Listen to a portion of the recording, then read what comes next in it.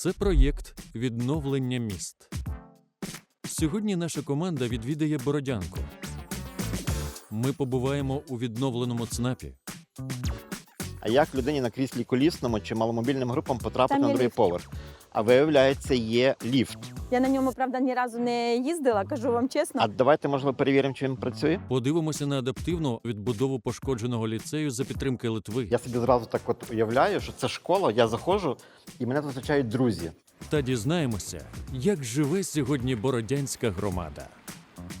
За гонорари, які вони отримають в Нью-Йорку, ми будемо відбудовувати воду і каналізацію в садочок Піноккіо.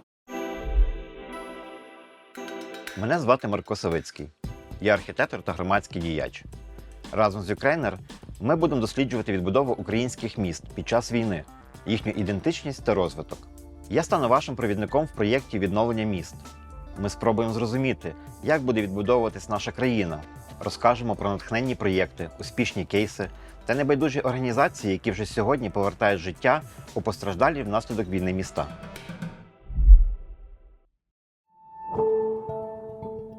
Селище Бородянка розташовано за 50 кілометрів на північ від столиці. У 2022 році Бородянка стала на шляху загарбників до Києва. В березні місто було в окупації. Ми пам'ятаємо Бородянку за такими символами стійкості, як керамічним півником та розстріляним пам'ятником Шевченку. Сьогодні Бородянка активно відновлюється. Ці історії відновлення ми вам сьогодні розповімо. Це Бородянський ліцей номер 1.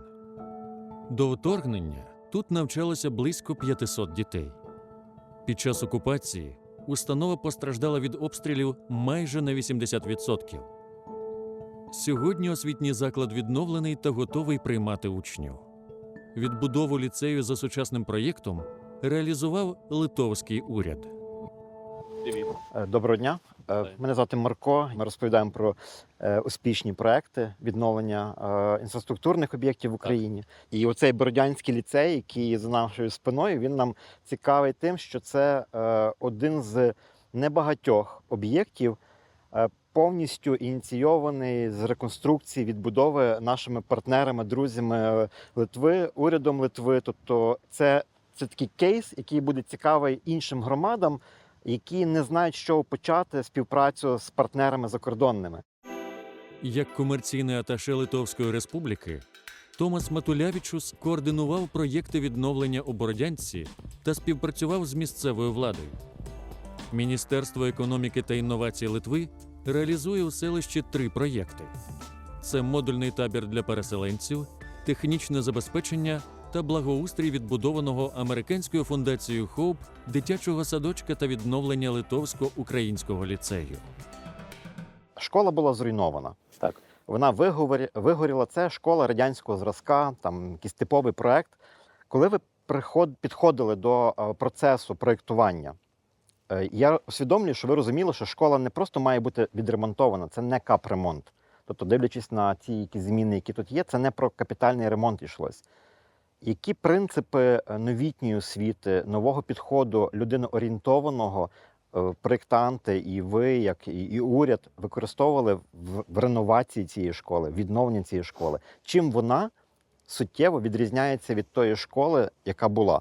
Окрім того, що це була школа, став ліцей. Що іншого стало? Що кращого стало? Якщо чесно, як ми прийшли перший цей раз і подивилися, як вона виглядає, прелімінарно подумали, скільки це може коштувати. Багато що ми не побачили. Чому? Це перше, як ти бачиш, що нема криші у школі, бачиш, що нема вікна, нема що ще. Але як ми починали вже роботи потім більше детальні, зрозуміли, що сам будинок був посхожений дуже. Тобто тріщини в стінах, то, що не бачили першу чергу. І це, знаєте, якщо чесно, ми вже зараз зрозуміли, що якщо ми хотіли зробити таку 100% сучасну школу, треба було знищити будинок до нуля і строїти новий проєкт, тобто це було б краще. І навіть по грошам, напевно, було трошки більше, але все одно. Ця школа, бачите, що сучасного. Ми намагалися, скільки нам дало технічні умови, зробити якийсь відкритий простір. для дітей. Звісно, ти не можеш там змінити в класах, наприклад, їхній простір, щось. Але простір, наприклад, там ви потім заходите, побачите, є такий атраріум величезний, де може збиратися спільнота. Потім, звісно, технології, обладнання, те ж саме меблі, всякі ці, як вони називаються, смарт-диски, нова котельня, тобто ефективна система опалення. Енергоефективність Так, теж ефективності. Це багато що, так, знаєте, як ти маєш старий будинок, дуже складно зробити, щоб він був такий 100%, знаєте, дуже ефективним, дуже гарним, навіть якщо вона гарно виглядає. Але це складно. Заходьте, будь ласка. Заходьте. Це головний вхід.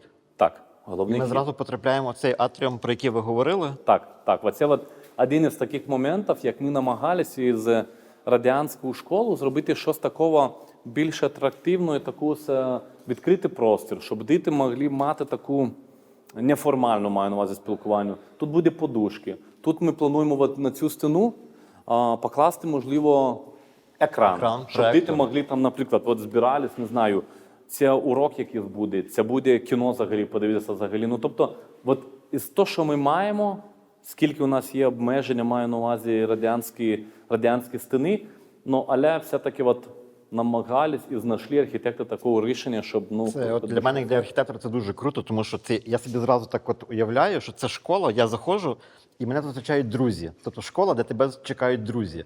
Сидять, тобто це така велком-зона, дуже круто. От ідея для мене як архітектора дуже вражаюча. Не просто стандартний хол, де ми приходимо, такий розподільник, а там, де тебе чекають. Це дуже круто. Так. А в класах якісь ведуться роботи там? Чи є якісь класи, де можна глянути просто, як виглядає клас, об'єм класу? Можемо, якщо от знайдемо одразу якийсь клас, можемо зайти, не проблема. Але я говорю, ця робота ведеться, але вони вже 95% зроблені. Подивимось. Це є типовий клас на загал? Так, це є типовий клас. Звісно, є декілька таких більш цікавіших класів, як, наприклад, там хімічний клас, він там має свою трошки обладнання, також є. Але це типовий клас, який ви бачите, кожна класа має цю смарт-деску, розумну доску, як ми говоримо. Ось. І вся класа буде, звісно, облаштована ще меблями, яких Тобто це ви бачите. кожен клас має? Кожен клас має смарт-доску, так. Дуже круто. А я так ще помітив, тут дуже тепло. Тут працює якась посилена котельня, чи це просто енергоефективність підвищена будинку? Котельня нова, але в першу чергу по ефективності нові вікна, які мають багато цих камер, сучасне вікна. Тут Батарея не гаряча. Батарея не гаряча, так, але ця теплота залишається в класах, маю на увазі. Тобто сама школа, бачите, навіть якщо там, кажеться, нічого багато не додали, але ефективна котельня, батарея, вікна і вже затримують теплоту. Так, в сучасних умовах енергоефективність будівель – це дуже важливий фактор. Але просторий клас, гарно. Я заздрю тим дітям, які будуть вчитися. Не кожна школа великих міст має такі умови, насправді. І це тішить, що це можемо зайти дітям ще дається одну такі секунду можливості. подивитися. Дуже цікаво, є декілька фотків, які залишились одразу після вторгнення, як було тут, які тут от, на першому поверхі, я до сих пір тут пам'ятаю, напевно, ця стіна була графіті намальована російських солдатів, було написано, якщо не помиляюсь, Росія, мать моя, чи щось. Ось тут от, вся стіна. Є фото, і ми от обов'язково будемо цих фото показувати, як було і як трапилось. Нам, литовцям, це школа або відбудування, або допомога в Україну – це не тільки проєкт, не тільки будування, не тільки стіни, як ми говоримо. Так? Маю на увазі, що діти в минулому році із Бородянки їхали, 3 табори були, вони грали в футбол, іми займалися. Учителі із Бородянки, не тільки з цієї школи, також їхали в Литву, поспілкувалися, познайомились, подружились з нашими іншими школами в Литві і до сих пір мають переписки, говорять, міняються інформації, розумієте? Тобто будувати стіни – це одне, а займатися моральним таким спектром, який дуже важливий також. Щоб не тільки, знаєте, були, як ви говорите, там переріжки, якось стрижки, нам це дуже близько, і ми це робимо тому, що ми віримо. Маю на увазі, ми, можливо, маленька країна, яка, можливо, не має стільки ресурсів, але ми намагаємося зробити з тими ресурсами, яких маємо, ефективно, і ще притягувати міжнародних партнерів. Тут головний вхід в спортзал.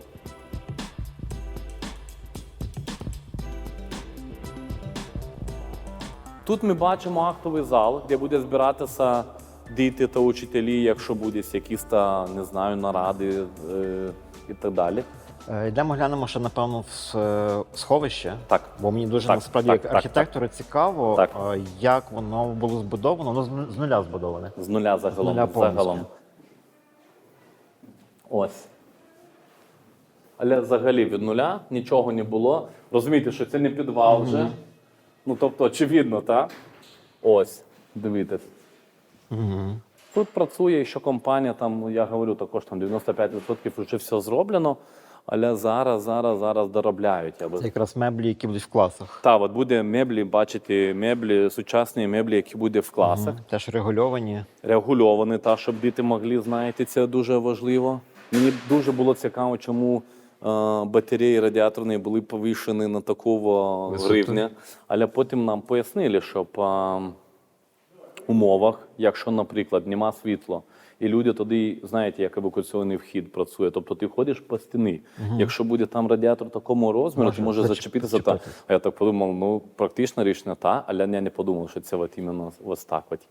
Тут є декілька приміщень відкриті, так? Можна подивитися? Тоді передбачена своя система вентиляції. Так. Ось тикш. Де це? Ось. Ось такі декілька ще приміщень, в яких можна робити все, що треба. Як і класу заняття. Тобто їх не тільки от така, як сказати, один просто. Зал такий. Але великий. є декілька таких. І ми ще вже так помаленькому говоримо з Міністерією освіти, що треба, якщо робити бомбосховище, і якщо ми хочемо, щоб це було таке багатофункціональне приміщення, треба робити спільну якусь територію, а потім ще декілька класів. Ну, як я і сказав, наприклад, ви навчаєте географію, повітряна тривога, тут є монітор, ось буде доска, все. Прийшов учитель тут, комп'ютер стоїть, він включив USB, і одразу той же самий урок він може продовжати навчальний процес. Тобто ми говоримо про інший якість, інший підход для навчального процесу.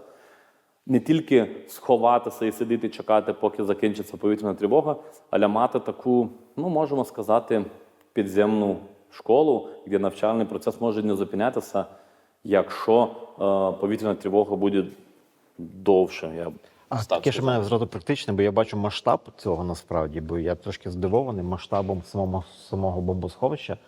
Який загальний бюджет реконструкції вийшов? І яка частка в тому бюджеті сховища? Майже 8 мільйонів євро. Тобто все. А по поводу сховищу 1 мільйон євро. 1 мільйон євро. От те, що ви бачите, від нуля, от все, ну, меблі це не то, але все, що ви бачите, плюс-мінус 1 мільйон. Яка площа сховища взагалі? 2000? 1050.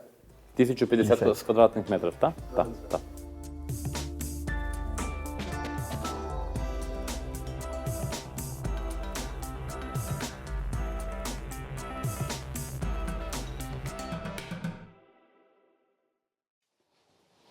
Ну, насправді, я думаю, що трошки дорожче буде.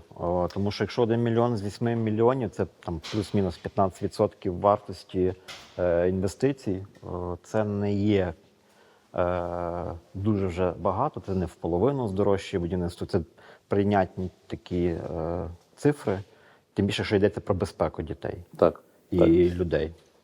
Це ті речі, над якими ми не можемо економити. І я абсолютно погоджуюсь, коли це неправильно просто говорити, чіпляти таблички на будь-які підвали і казати, що це укриття. Це проблема, з якою ми мусимо з точки зору архітектурної відбудови працювати. І цей кейс ліцею, він реально є цікавим тим, що тут не адаптовані підвали під сховище, а зроблене своє, абсолютно нове. І це про безпеку. Оце якраз і є про безпеку. Так, і плюс є в тому, що навіть якщо це є радянська школа, так? Тобто, от це є приклад, перший приклад, кажемо так, що можна зробити новою, та, от ви говорите, це не про грошей. Навіть якщо це буде 1,5 мільйона євро. Але навіть під старі школи, під архітектурою старої школи, та, можна адаптувати. Та майже зробити. кожна школа має подвір'я. Тобто над нами Так. немає приміщень, І це там, подвір'я. я так. говорю, як все буде вже добре зроблено благоустрої, тобто нічого не буде видно. Там пару таких бежах є, які тобто, показують, що там є вентиляційна шахта, але сам двір, там буде бруківка, все буде гарненько всередину. І тобто ти нічого не втрачаєш. Ти можеш цю бомбосховищу таку побудувати під стадіоном, якщо тобі треба. Налити цими, потім посадити траву, і все буде також гаразд. Які було відчуття перший раз, коли побачили ті руйнування? Відчуття були, як сказати, ми не виїхали з України, посольство, треба це сказати. Ми були до кінця, тобто від перших пострілів в Київ, і ми це бачили і руйнування. Ну, тобто, так, ми приїхали на Західну Україну, Львов там і так далі, трошки на Польщу, поки там збирали, що там. Ми бачили цих руйнуваннях, ми вже активно, наші перші делегації приїхали в Київ початку березня, тобто ні місяць не пройшов, але вже наш президент, міністр закордонних справ, інші, ми це все бачили. Бачили, як руйнується країна, як залишається тільки одна дорога від Києва. Тобто нам було боляче бачити те, що твориться, і те, в яку ми зараз ситуацію всі попали. Чому боляче? Тому що ми, як країна, ніколи не забули, що з нами зробили Радянський Союз, що вони намагалися зробити. Запретити мову, закривати наших храмах, закривати наших школах. Тобто перебудувати всю державу і всю історію переписати. Ми ніколи не забули наших братів, які загинули після Другої світової війни. Ми не забули цих, які наші предки були вивезені силом, примусили вивезти в Сибірію. І те, що трапилось тут в Україні, нам було дуже близько. І ми зрозуміли, що або ми зараз разом, або ніколи. Тому що ми, якщо б ми не були країною НАТО, напевно, вони напали на нас ще раніше. Я переконаний, окрім вдячності від у себе особисто литовському народу і уряду, я переконаний, що і Україна з Литвою буде завжди. Але в мене ще таке особисте питання. Скільки часу ви в Україні? Від 2019 року, там, кінця літом я приїхав там. Всього-навсього 4,5 роки. Ну, вже Де ви вчили? вже 4,5 роки. Де ви вчили мову? Нігде. Навчався автоматично. Просто попросив своїх друзів, своїх партнерів, своїх там співробітників, які ми спрацювали, щоб зі мною розмовляли українською мовою. Це був свідомий вибір? Свідомий вибір, свідоме розуміння? Так. Я працював до повномасштабки, працював як військовий тут, а потім трошки змінилося все. І так вийшло, що було просто зручно, я думаю, спілкуватися.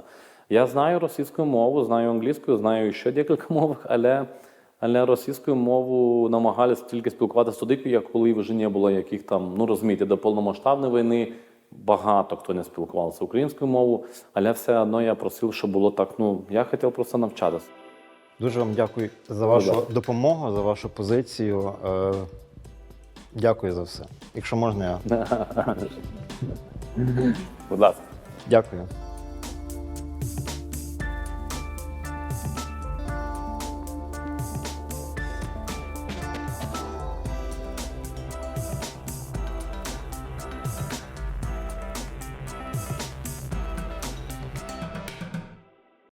Інколи характер руйнувань такий великий, що ефективніше збудувати абсолютно нове, краще та людиноорієнтоване.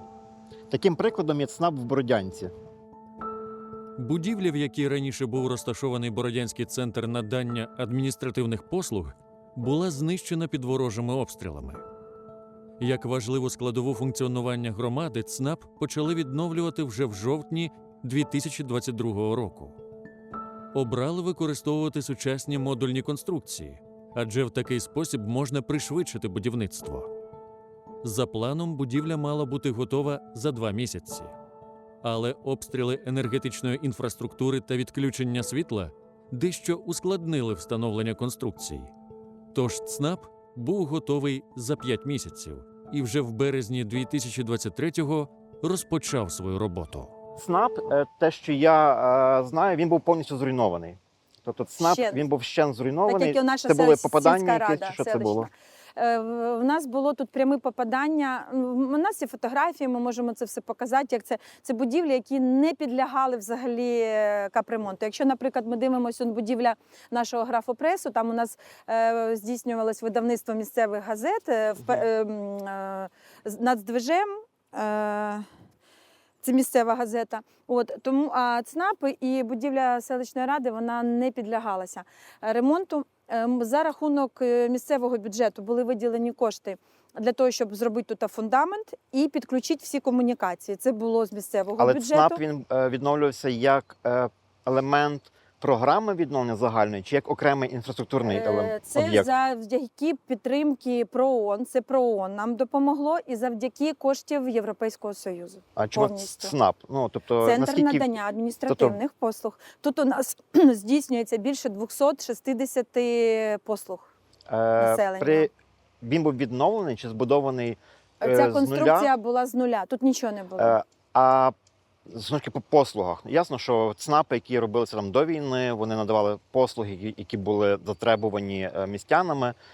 Зараз трошки інші, можливо, вимоги. Абсолютно І, відповідно, вимоги. чи враховано при відновленні чи будівництві нового ЦНАПу оті всі моменти? Бо Все враховано. що там додалося, наприклад? Ну, дивіться, по-перше, я ж кажу, у нас зараз більше 260 послуг населенню надається. Можемо зайти, ви можете подивитися, якщо цікаво. Так. Тобто, дивіться, зараз, наприклад, якщо взяти до уваги наш момент, те, що зараз у нас країна в війні, воююча країна, і ми програми, є постанови, які зараз дуже активно діються. 381, 600 постанова. 381 вона передбачає, це державні програми, вона передбачає відшкодування до 500 тисяч людям на зруйноване майно. І 600 постанова, це передбачає повністю, де знищене майно, людина може отримати компенсацію за свої квадратні знищені повністю метри, може придбати квартиру, будинок, при цьому земельна ділянка залишається у власності власника. І вже зараз у нас лютий, десь з числа, мабуть, 20 січня запрацювала 4-й пункт цієї постанови, де людина вже має право відбудуватися на Ця своїй програма землі. реально вже працює? А ви зараз запитаєте, скільки ми сертифікатів вже загрузили в Я, систему? звичайно, запитаю. І так. люди вже навіть деякі попідбирали собі квартири, будинки. Єдине, знаєте, що турбує? В зв'язку з тим, що громада знищена, у нас нема нового будівництва, нам немає людям, куди вкладати ці кошти. І люди вкладають, на жаль, Ірпінь, Буча, Немішаєво. Є такі в мене випадки з Загалиць, люди навіть на Закарпатті собі вже придивилися будинок. Дуже переживаю, що кількість населення, поки ми будемо відбудовуватися, може... Демографічна криза – це питання номер 1 у всіх таких розмовах, дискусіях. Це те, що буде дуже складним для України. І ми про це теж поговоримо, яким чином візією розвитку міста ви вкладаєте в ту візію повернення людей. Але по ЦНАПу ще пару моментів, тому що я як архітектор побачив, у нас зверху знаходяться реєстратори, у нас знаходяться 2 зали для переговорів, архітектурний відділ, кухня, туалети для людей з обмеженою рухами. У нас є ліфт і зверху є навіть окремий туалет. Ну, взагалі, це від ПРООН? Це все ПРООН, так. Бо я дивлюсь по конструкції, це така модульна система. Так. Це було продиктовано швидкістю будівництва, дивіться, чи бюджетом? Швидкість, чи що це було? Це тепло, це дуже зручно і дуже швидко, реально. Ми тоді потребували, розумієте, можна модульне містечко, можливо, як ви будете, у вас сьогодні час, ви приїдете на модульне містечко. Що було потрібно? Людям потрібно було дах над головою, якесь елементарне харчування і, звичайно, послуги. Це в першу чергу. У людей було втрачено дуже багато документів. Всього. Щось згоріло, щось, реально тоді були дуже важкі часи. 22-й рік – це був дуже-дуже важкий час. Це мешканка мого округу. Це наша Світлана Станіславівна. Вона у нас начальник ЦНАПу. Світлана Станіславівна, скільки послуг ми сьогодні надаємо? 285. Бачите, я сказала більше 260, Послуг. навіть я. Різних послуг. Так, різних послуг. Ви були керівником ЦНАПу попереднього, який був зруйнований? Чи ви тут працюєте в ЦНАПі старому? Ви працювали? Так. Були керівником теж? Вона його створювала. А наскільки збільшились послуг? Тобто наскільки змінилася взагалі Ну, майже робота? на 150. Ого. Війна внесла свої корективи, Внесла. на жаль. Центр надання адміністративних послуг сучасно обладнаний. Має всередині кімнату відпочинку, кухню для персоналу та ліфт. За підтримки програми розвитку ООН у 2024 році ЦНАП планує отримати ще й станцію з виготовлення водійських посвідчень. Громаду хочуть забезпечити усіма адміністративними послугами, щоб мешканці могли отримати їх на місці.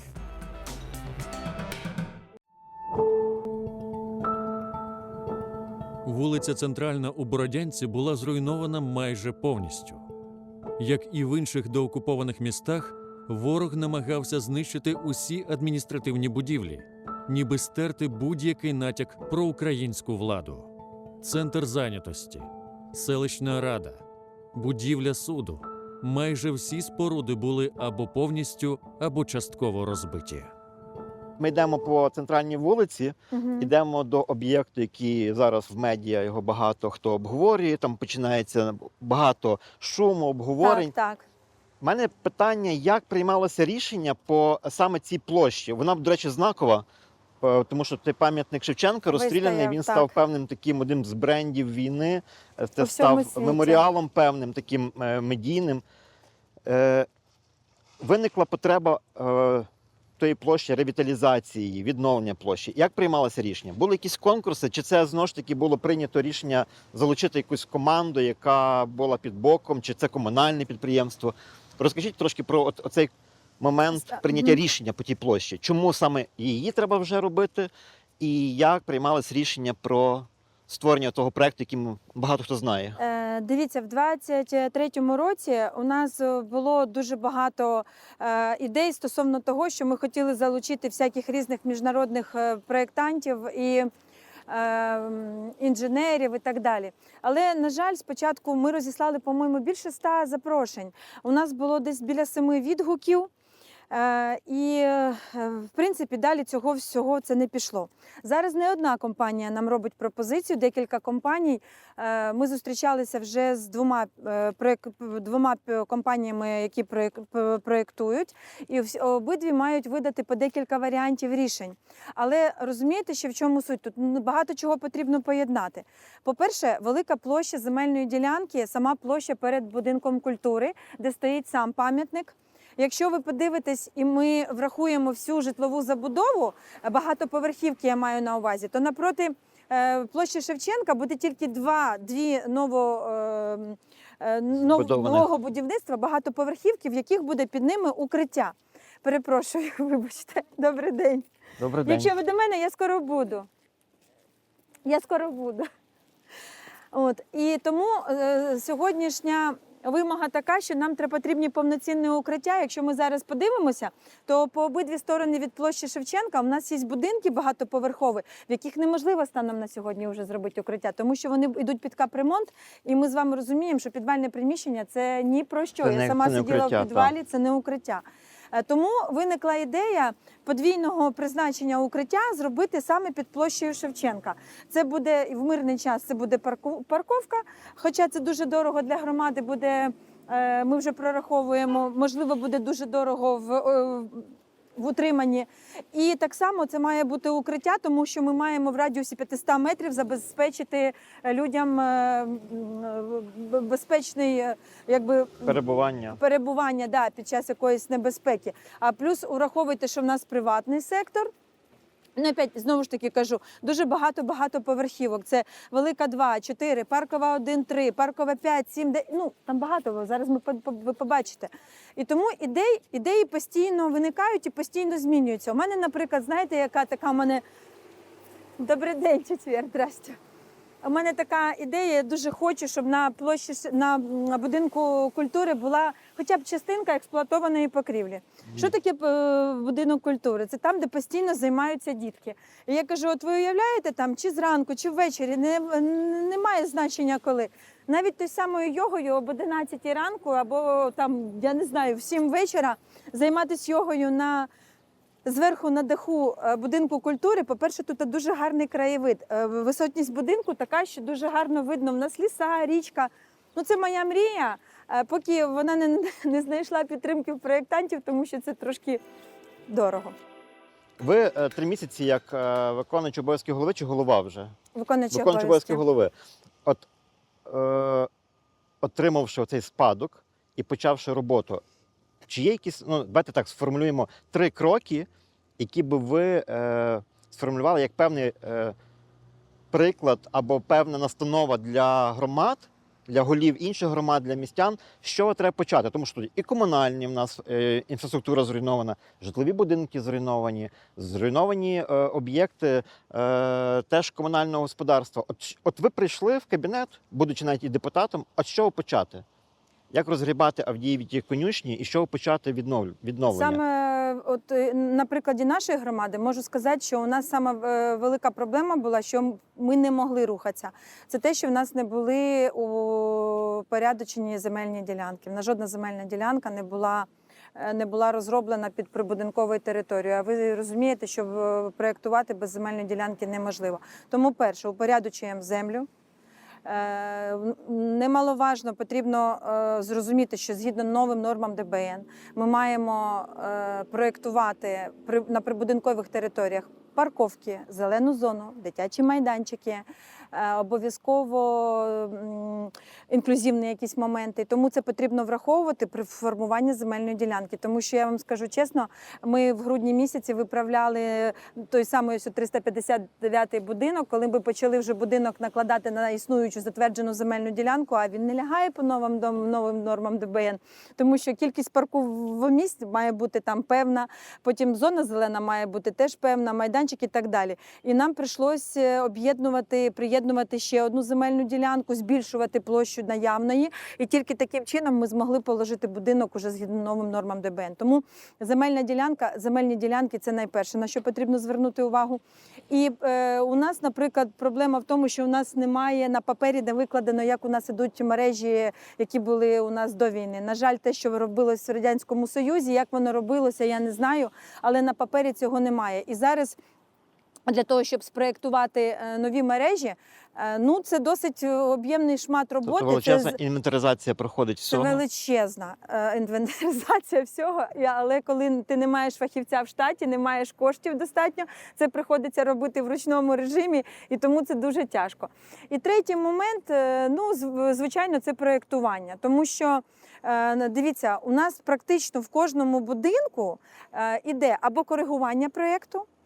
Чому це відбувається? Коли ми починали проєктувати перші 4 будинки, ось, наприклад, Семашко-2, це Юнайтед 24. Перші 4 будинки, які попали під програму Юнайтед 24, це був цей будинок 367А, 425А і 306. І це було початок 23-го року, це був січень місяць. Дуже багато людей ще не було вдома. Не було, да й по сьогоднішній день не всі люди повернулися. Не було можливості комісійно обстежувати кожну квартиру і на кожну квартиру видати детальний акт пошкоджень. І зараз, коли люди повертаються, виявляється, а в того стіна тріснута, а в того взагалі вона шатається, а в того, виявляється, котел розмерся ще. І ми до сих пір докориговуємо проекти. І це все гальмує.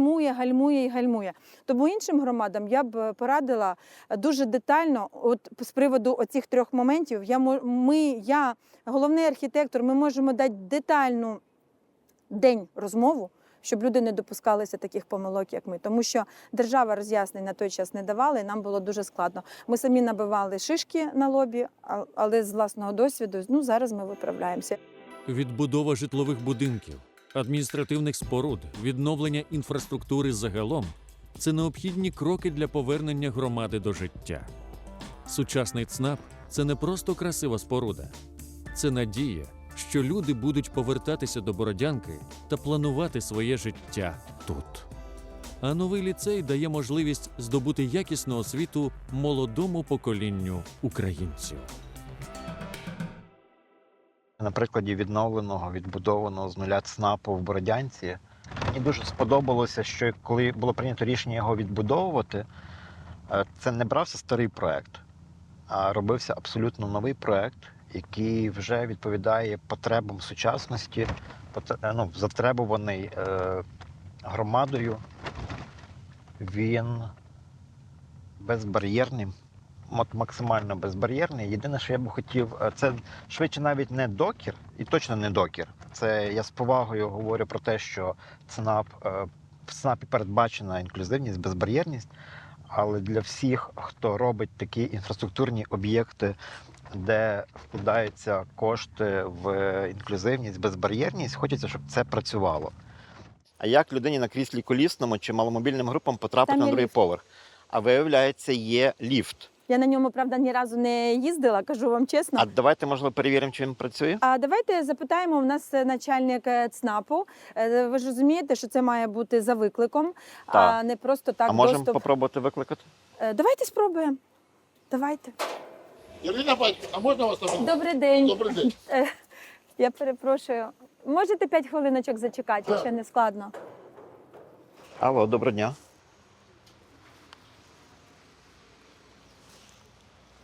Доброго дня, алло. Десь може треба щось натискати. Да, кнопка має. Нема гудочки ще.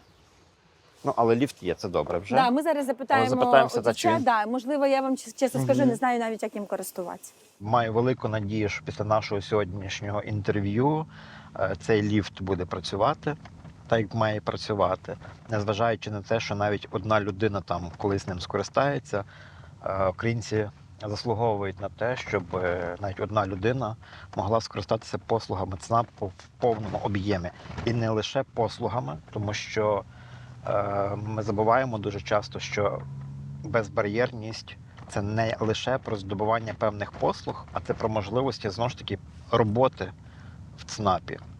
Є на другому поверсі архітектурний відділ.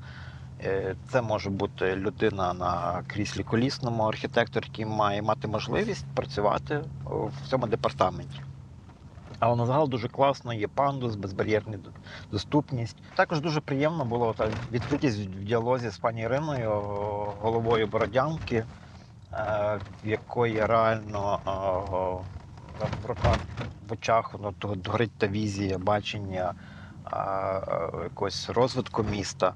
Мені дуже подобається, що залучається молодь, тому що ми відновлюємо міста не тільки для себе, для старшого покоління, але й для молоді, і варто прислуховуватися. Коли я думаю, якою буде моя Бородянка, наша Бородянка, я завжди кажу, що я б не хотіла, щоб це було дуже, знаєте, таке шумне місто. Я б хотіла, щоб воно було компактне, де можна на одній вулиці отримати, як поїсти смачного морозива, посидіти в парку, так і отримати будь-яку послугу. І якщо чесно, до кінця, буду відверта, я ще до кінця ще не знаю, яка буде Бородянка. Я собі ще до кінця не намалювала. Це потрібно, це не тільки моє бачення має бути. Це моє бачення. Ми в суботу зустрічалися з молодіжним парламентом Бородянки. Є такий парламент? Створений недавно. Молодіжний парламент Ірпеня тегнув молодь Бородянки і запросили їх до створення молодіжного парламенту Бородянки. І знаєте, що я вам скажу? Ми поспілкувалися, ми розраховували на півгодинки 40 хвилин, ми спілкувалися 2 години з дітьми. Я прийшла до висновку, що в нас неймовірно круті діти. По-перше, вони хочуть брати участь у розробці проєктів все, що стосується спорту, все, що стосується там школи мистецтв і так далі. У них мрія сьогодні, як можна більше дітей залучати до спорту. Це, я не знаю, мені здається, що це дуже великий рівень. І саме, якби не тяжко було, але війна цьому спонукала, тому що багато хто з дітей побачив сьогодні Європу, як живе Європа. І мені подобається, що громада не чекає лише від влади якихось рішень, а сама ініціює дуже багато речей. Ініціює, причому, що з низів, коли містяни самі йдуть до керівництва селища з якимись пропозиціями, шукають фінанси на реалізацію тих ідей. У нас є дуже крута ідея. Виникла вона в одного з мешканців нашої Бородянки. Він сюди запросив хор вірьовки. Вони зараз поїхали, не зараз, 20 числа. Вони їдуть в турне по Америці в 4 міста: Чикаго, Нью-Йорк і ще 2 міста. Будуть давати благодійний концерт, не благодійний концерт, вони будуть давати в Нью-Йорку концерт, присвячений саме Бородянці. І за гонорари, які вони отримають в Нью-Йорку, ми будемо відбудовувати воду і каналізацію в садочок Піноккіо. По Бородянському ліцею номер 1 взагалі там, чесно кажучи, трошки багато думок і багато розпирає емоцій. Це емоції вдячності Литві за таку підтримку, не показову, не якусь таку поверхневу, а дуже глибоку і дуже цивілізаційно. Сам ліцей, на мій подив, здивував своєю продуманістю процесів. Тобто люди, які робили проект, вони знову ж таки думали не про освоєння коштів, а думали про людей, про дітей, які там будуть вчитися. Цей проект насправді є дуже хорошим прикладом і дуже хорошим таким вказівником, куди треба рухатися тим проєктантам чи тим громадам, які хочуть відновити освітні заклади, тому що там передбачено дуже багато нових цікавих елементів. Наприклад, навіть те, як ми заходили, оця велком-зона та вхідна група, це не стара радянська система, де кожна школа це виглядало як якийсь концтабір, де ти проходив через вахтера, охоронця, маленький зажатий тамбур, де тебе перевіряли, де все було під чітким контролем. Тут ти приходиш як до себе в сім'ю, і ці лави, які там терасами влаштовані, вони дають відчуття, що ти прийшов і тебе зустрічають твої друзі. Тобто це, я говорив, що це школа, в якій тебе чекають друзі. І це зовсім інша свідомість, зовсім інші цінності побудови простору. Дуже мене здивувало глибоке розуміння, що сховище, бомбосховище і тимчасове укриття і прихисток – це різні речі. Це те, що завжди є таким каменем спотикання в відновленні архітектурних об'єктів, відновлення інфраструктурних об'єктів, коли просто ремонтують щось, закидають в підвал якісь матраси, пелети, якісь лави роблять і називають це укриттям, сховищем, не усвідомлюючи, що таке сховище може бути ще більш небезпечним при руйнуванні будівлі. Тому що ми в Бородянці побачили, які бувають руйнування. Не завжди правило 2 стін рятує, коли обвалюється вся секція будинку, і від оцього ударного того руйнування, коли весь будинок падає, руйнується і підвальні приміщення. Тобто сховище має бути сховищем. Тут в школі, напевно, я вперше бачу, коли от таким комплексним підходом було зроблено укриття, бомбосховище навіть, де не просто воно працює як сховище, але як місце, де можна вчитися, довготривалий час перебувати. І це теж дуже таке людиноорієнтоване, людиноцентричне рішення. Мені це дуже подобається. І, можливо, ми говоримо дуже часто про архітектуру, про будівлі, про якісь урбаністичні речі, але ось сьогоднішні наші зустрічі і розмови в Бородянці знову ж таки, як прожектор, підсвітили розуміння того, що відновлення треба починати з людей, і бо воно робиться для людей. Підхід в планувальних рішеннях міст, підхід в вирішенні пріоритетів, що відбудовувати в першу чергу з точки зору інфраструктури. Воно все має базуватися на усвідомленні, для кого ми це робимо, як цим будуть користуватися. Тобто це такий підхід базовий. І тут в Бородянці дуже мені подобається, що є такий підхід, що є план, умовно там план стратегії розвитку міста, і під неї підв'язуються інші структурні об'єкти. Друзі, долучайтеся до нашої спільноти донейтерів на платформі Contribit та підтримуйте Ukraine. Підписуйтеся на наш YouTube канал та діліться випусками в соцмережах, пишіть свої враження від серії та ставте вподобайки.